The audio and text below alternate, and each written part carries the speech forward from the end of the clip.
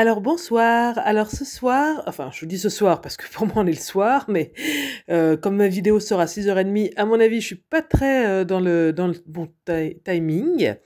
Donc bref, toujours est-il que là je fais une carte pour la fête des mères. Donc bien sûr, comme d'habitude, c'est des cartes que vous pouvez adapter à toutes les occasions, il suffit de changer le sentiment ou même les motifs. C'est vrai que même, les cartes, que je fais peuvent être adaptées aussi à Noël, si on mettait des motifs de Noël, tout ça, enfin, voilà. Mais bon, d'ici le mois de décembre, on a le temps de voir un petit peu venir, hein, on en sort à peine, alors c'est bon, hein. Donc je vais utiliser des petits cœurs, c'est assez rare, moi, dans mes cartes, que j'utilise, ces motifs-là, c'est pas trop, mon truc, les petits cœurs, tout ça. Je fais rarement des cartes de Saint-Valentin, des cartes de mariage, j'en fais parce qu'il faut en faire des fois, mais déjà j'aime pas trop ça en général et je mets rarement des enfin si je mets des fois oui, je mets des cœurs dessus, mais voilà, j'en abuse pas, c'est pas vraiment mon truc. Alors, sur cette carte, il va y avoir des éléments qui vont venir sécher, donc c'est pour ça que je commence très tôt à couper un cœur, en fait, dans du rhodoïde. Alors le rhodoïde, en général, ça se coupe pas très bien, mais ça marque très profondément et du coup, il suffit de repasser avec le ciseau, derrière et du coup, ça se fait, tout seul. On arrive à redétourer la forme, sans problème. Voilà, j'ai fait ça en priorité parce que sur le rhodoïde, je vais venir un peu, mettre avec un pochoir de la pâte de structure. C'est la première fois que je faisais ça sur du rhodoïde et franchement, je suis super contente du résultat. Ça rend très bien, ça a très bien séché, vraiment ça glisse pas, ça a bien séché parce que des fois, c'est vrai que selon les matières, comme les encres, tout ça, ça sèche pas vraiment et là, nickel. Donc franchement, c'était une première et je suis, assez conquise, du résultat. Ça me plaît bien, à la rigueur, il faudra que je retente l'expérience parce que c'est vraiment sympa. Donc allez-y, foncez, ça ne craint rien. Pour nettoyer la pâte de structure, il y a rien de plus facile si vous le faites aussitôt. Ça, faut vraiment le faire tout de suite parce que sinon ça sèche trop et en plus, bah, les pochoirs, si on frotte trop, on peut abîmer les petites découpes, intérieures. Donc vraiment, pas de souci, mais il faut le faire aussitôt, hein. Souvent, alors quand j'ai pas la flemme, je vais jusqu'à mon évier, je brosse ça bien avec une éponge, en silicone et là, bon, sinon je fais avec un petit chiffon, et de l'eau assez rapidement, mais du coup, ça abîme un peu le chiffon, donc faut faire attention quand même. Ensuite, j'avais décidé de découper des petits motifs. Dans ma tête, je voyais pas trop dans quel papier j'allais piocher et je me suis rappelée de tous ces échantillons de papier qu'on a souvent quand on fait des commandes. C'est un petit peu publicitaire presque, je dirais, c'est pour nous montrer des échantillons de collection et c'est vrai que, bah, du coup, en général, quand on fait une commande, si on en a dans notre commande, on en reçoit quand même, plusieurs feuilles à la fois. Donc ça a tendance un petit peu à s'accumuler, et du coup, voilà, j'ai décidé de m'en servir. Donc moi, je voulais trouver un motif et j'ai trouvé celui-là. J'hésitais avec l'autre avec plein de fleurs, plein de couleurs, mais j'ai choisi celui-là parce qu'il me plaisait vraiment, avec sa petite pendule et en plus les teintes bleues, me plaisaient vraiment beaucoup.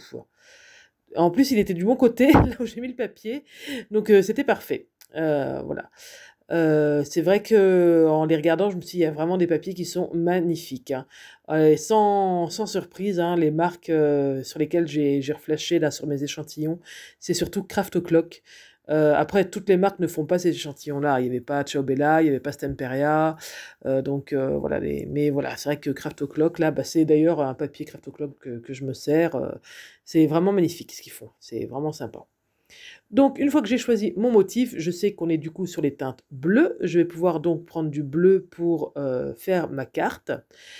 Je fais tout par-dessus, vous voyez cette vieille page de livre que j'ai fait, parce que le but c'est que vraiment elle vienne se fondre avec, dans le fond en fait. C'est pas faut pas qu'elle ressorte, pas plus que ça en fait. Donc je fais toutes mes ancrages, avec, le papier, qui est très vieilli, hein, qui fait un peu papier journal, mais voilà, pour que vraiment il y ait pas de démarcation entre le fond et ce papier de livre-là. Vient le moment du détourage, donc c'était, un vrai moment de plaisir comme d'habitude, hein. On adore le détourage, surtout quand c'est des fleurs comme ça, des petites feuilles, tout ça. Voilà, si c'était vraiment trop pénible, enfin trop difficile, j'ai enlevé directement le motif, hein, il y a pas de souci là-dessus, et je suis venue au plus près des feuilles. Donc régulièrement, je fais un petit point, je repositionne tout ça pour voir si je suis bien, voir un petit peu là où je vais, parce que je vous avouerai qu'en faisant cette carte, je ne savais pas trop où j'allais, hein. Ensuite, pendant que je m'occupe de ce papier-là, je mets ma feuille, parce que comme on a bien chargé en eau, elle est un petit peu gondolée, et donc un petit peu dans la machine à découpe, et vraiment ça revient tout plat. Ça, c'est quelque chose que je fais quasiment à chaque fois, parce que même en l'y plaçant 1 ou 2 minutes, bah, franchement, elles redeviennent plates, donc c'est impeccable. Et c'est bien plus facile à travailler après, une fois que c'est bien redevenu plat. Alors là, ce que je fais tout simplement, c'est que je vais venir faire une découpe pour faire un petit cadre à mon cœur en rhodoïde. Et j'ai choisi ce papier qui me plaisait bien, qui allait bien avec le reste. Mais il est très très fin. Vous savez, c'est les papiers qu'on a dans les blocs de 1 kg de chez Action. Et il est vraiment très très fin. Je sais pas combien de grammes c'est, mais certainement pas beaucoup. C'est plus fin que du papier d'imprimante, hein, bien plus fin. Donc je suis venue le doubler, et pour pas qu'on voit de traces de colle, parce que c'est sûr que ça allait traverser dans l'épaisseur, c'était tellement fin. J'ai fait ça au scotch double face, et en plus ça vient rajouter une épaisseur. Et puis je suis sûre qu'il y a de la colle bien partout sous ma découpe, parce que finalement ce que je vais venir couper, c'est assez fin, hein. Donc j'avais pas de cœur qui s'enchevêtrait l'un au-dessus de l'autre. Donc du coup, je me suis servi de la même découpe, et j'ai coupé moi-même à la main l'extérieur du cœur, en fait. J'aime pas trop faire ça parce que c'est jamais si précis qu'à la machine de découpe. C'est au ciseau comme ça. Mais bon, là, franchement, ça va. Il y a tellement d'éléments, en fait, collés par-dessus que ça va. Ensuite, donc, je voulais faire mes petits ancrer encore la distress pour encore bien, bien plus fondre mon fond. Et alors là, ça m'a énervée, ça m'a saoulée, parce que toutes mes mousses là que j'avais achetées, tout se décolle en fait. Vous savez, ça fonctionne avec un petit scratch, et on met ça bah, sur le petit support là que je fais. Et en fait, tout se décolle, mais là, donc sur mes 2 encres bleues, c'est décollé, sur du rouge aussi. Enfin, bref, faut les changer en fait au bout d'un moment, et ça m'énerve un peu parce que, enfin, c'est pas des mousses Action quoi que j'avais acheté. J'avais acheté ça chez Tim Holtz, et bah, en fait, voilà, ça se décolle. Alors c'est vrai qu'on vient faire des mouvements rotatifs à répétition, en appuyant des fois un petit peu, donc c'est vrai que ça doit souffrir, hein, mais enfin là, voilà, ils sont bons à changer. C'était pas donné en plus, donc enfin voilà, ça m'a saoulée. Enfin là, je prends le premier bleu, ça se décolle, je prends le deuxième bleu, ça se décolle aussi, enfin, c'est bon quoi. Alors j'ai essayé un petit peu avec la main, mais non, ça le fait pas. Il faut le petit marteau là, c'est bien mieux, c'est plus net, enfin voilà. Donc ça me donne, alors c'est vrai que les 2 sont complémentaires, hein, le fait d'avoir fait un petit peu des tâches comme de l'aquarelle au début, et ensuite d'avoir fait ça avec la distress, l'un n'annule pas l'autre, hein, c'est vraiment complémentaire. Ça vient faire une espèce de petite brume, bleue, qui est vraiment très, très, très sympa. Le fait d'avoir ancré ensuite, ça efface un petit peu il y a un petit peu moins de taches d'aquarelle qui ressortent, mais tout en gardant quand même cet esprit un peu tache quand même. Enfin voilà, c'est plus brumeux dans le fond, mais vous avez quand même les bordures de l'aquarelle, quoi. Je sais pas si je me fais bien comprendre, mais voilà, j'aurais pas pu obtenir ce résultat-là juste en faisant la méthode de l'aquarelle, ou juste en faisant la méthode du fond distress, quoi. Donc c'est vraiment sympa. Ma page de livres se fond encore plus. Je me suis posé la question de comment j'allais coller ce cœur en rhodoïde. J'ai choisi de mettre du scotch double face sur la partie en fait qui allait être recouverte par ma découpe de fleurs. Je crois qu'il y a des scotch double face qui sont vraiment transparents. Bah, clairement, c'était pas le cas du mien, hein. Donc il se voyait un peu en plus, mais c'est pas très grave, ça fait un peu vintage, enfin voilà. Et en fait, après, bah non, je suis revenue recoller des choses par-dessus. Donc vraiment, ça se voit pas. Mais c'est vrai que sur le coup, je me suis dit: «Bah oui, mais vu que mon cœur en rhodoïde est exactement de la même dimension que mon cadre, vu que c'était le même dies, bah d'habitude, on sert du cadre pour coller un petit peu, mais là, bah non, ça allait pas, hein, parce qu'ils vont vraiment l'un à côté de l'autre». Donc voilà, heureusement qu'il y avait des petits éléments, à coller qui viennent me cacher ce scotch double face. Donc sinon, cette carte, je vais l'envoyer à ma maman pour la fête des mères. Donc on habite vraiment très très loin l'une de l'autre. Et je suis allée la voir là pendant les vacances au mois de février. Et malheureusement, je suis repartie avec sa carte d'identité, hein, ce qui est un petit peu embêtant, n'est-ce pas?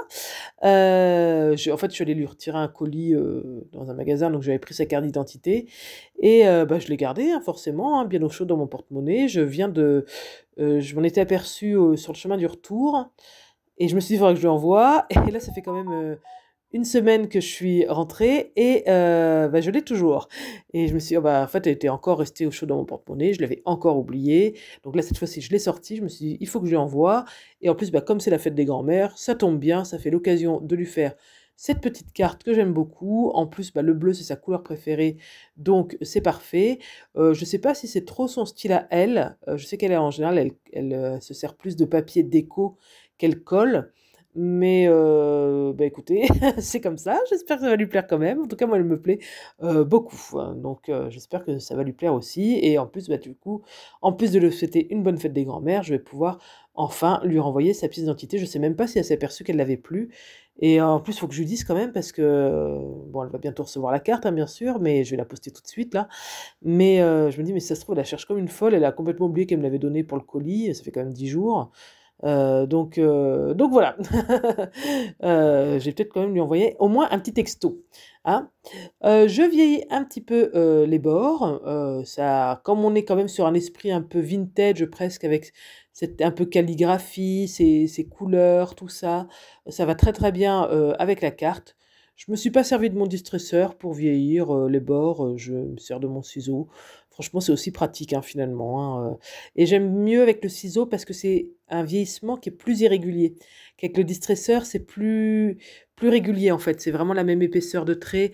Là, on peut appuyer un peu plus, un peu moins, on peut venir faire des petites fentes. Donc c'est vrai que finalement, si on veut quelque chose de plus naturel, c'est mieux avec le ciseau, je trouve quand même. Et puis c'est pas plus long, c'est aussi pratique, enfin voilà. Voilà, donc des petites fentes, tout ça, j'encre encore à nouveau tout ça et je vais venir mater de la même couleur, que le cœur. Voilà. Quoi d'autre vous dire à propos de cette carte? Je ne sais pas, je ne vois pas. Bah, sinon, bah, j'en profite aussi pour souhaiter, une bonne fête à toutes les grand-mères qui regardent cette vidéo.